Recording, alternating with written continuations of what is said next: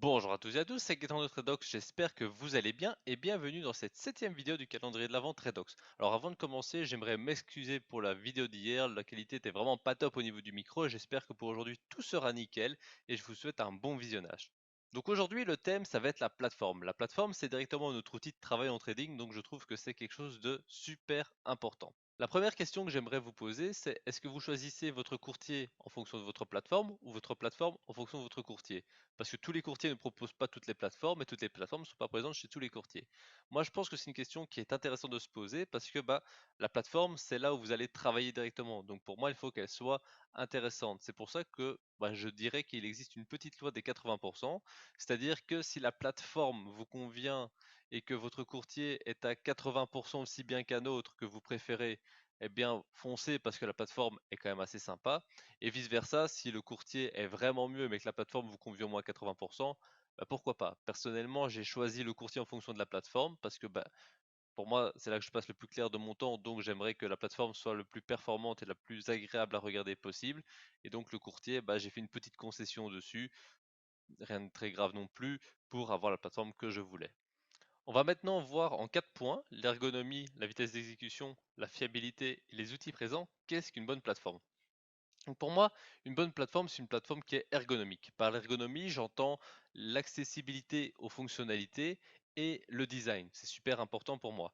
Donc par exemple, si vous voulez tracer une zone de support de résistance, c'est-à-dire par exemple un rectangle en bas, un rectangle en haut, il ne faut pas que vous deviez aller dans 45 menus, sous-menus, etc. Il faut que d'un coup, vous cliquez sur le rectangle, vous le dessinez, pas filier, vous pouvez l'ajuster très facilement. C'est donc ça qui est très important pour moi. Personnellement, je travaille beaucoup avec ce genre d'outils, les tracés sur le graphique, étant donné que je fais du price action, je travaille beaucoup sur le graphique. C'est important pour moi que tous les outils soient à portée de main et faciles d'accès. Le design est évidemment très important. La vitesse d'exécution, c'est le deuxième point qui est très important parce que la plateforme, ça va être un intermédiaire en plus entre la bourse, le courtier et vous. C'est-à-dire que vous avez vous, votre PC, la plateforme est dessus, qui envoie au courtier, qui envoie à la bourse. Et donc, c'est super important que la plateforme soit performante afin que vous ne soyez pas dans le jus au moment de l'exécution. Parce que voilà, si vous voulez faire du scalping, s'il vous faut 3-4 secondes pour que votre ordre arrive à destination, vous n'êtes plus dans le timing. Donc, c'est un peu dommage de rater un trade à cause de ça. Alors l'uptime, la fiabilité, c'est faire en sorte que la plateforme donne un flux continu et fiable, c'est-à-dire qu'il n'y ait pas de coupure ou bien que le flux soit saccadé. Par exemple, je connais certaines plateformes qui, au lieu de vous donner un flux continu d'informations, vont vous envoyer des paquets par time frame, c'est-à-dire que par exemple toutes les 0,5 secondes ou toutes les secondes, ils vont envoyer les données pour que ce soit plus léger de leur côté, plus facile à gérer. Maintenant, voilà, si vous faites du trading plus rapide, du scalping, même du day trading, ça peut être embêtant.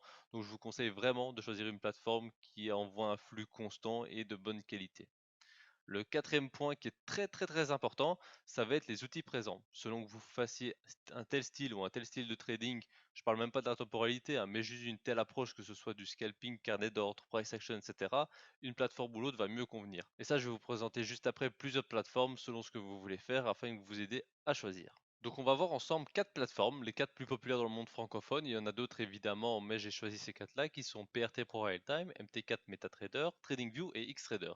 Donc de base, avant de commencer ces quatre plateformes, je dirais que beaucoup de courtiers ont leur propre plateforme web, une plateforme, on va dire, de base qui vous permet de faire vos bases en achat, vente, etc., mais qui offre souvent bien moins d'outils qu'une plateforme comme celle que je vais citer maintenant. Donc Pro Realtime, c'est une plateforme qui est vraiment super visuellement et qui permet de faire de la très bonne analyse graphique. C'est vraiment son gros point fort. Personnellement, c'est celle que j'utilise, je l'adore, et parce que c'est très facile de dessiner sur le graphique, de faire du price action, de rajouter les indicateurs, tout est très visuel, et donc c'est agréable de passer du temps devant les écrans avec cette plateforme.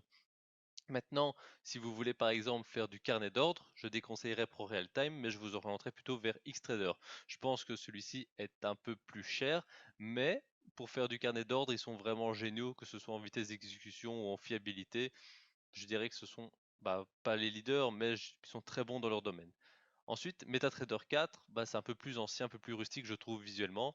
Personnellement, c'est pas trop ma tasse de thé, mais si vous faites par exemple de la programmation pour vos algo trading, je pense que MetaTrader est pas mal parce que c'est beaucoup plus poussé que ProRealTime par exemple au niveau du code. Donc voilà, ça peut avoir son petit avantage de ce côté-là. Et niveau vitesse d'exécution, MetaTrader est super efficace. La quatrième plateforme que j'aimerais vous parler, c'est TradingView. TradingView, personnellement, c'est la plateforme que si je n'étais pas chez ProRealTime, je serais dessus. C'est une plateforme qui est essentiellement web, mais qui est vraiment très facile d'accès. Le design est vraiment sympathique. Les outils sont à portée de main, donc je la trouve vraiment sympa.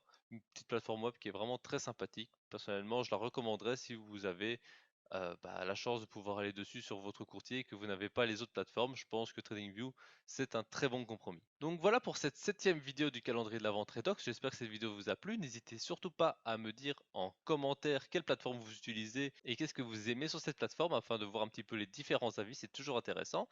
Et moi, je vous retrouve dès demain à 18 h pour une nouvelle vidéo. Et d'ici là, passez de mon trade.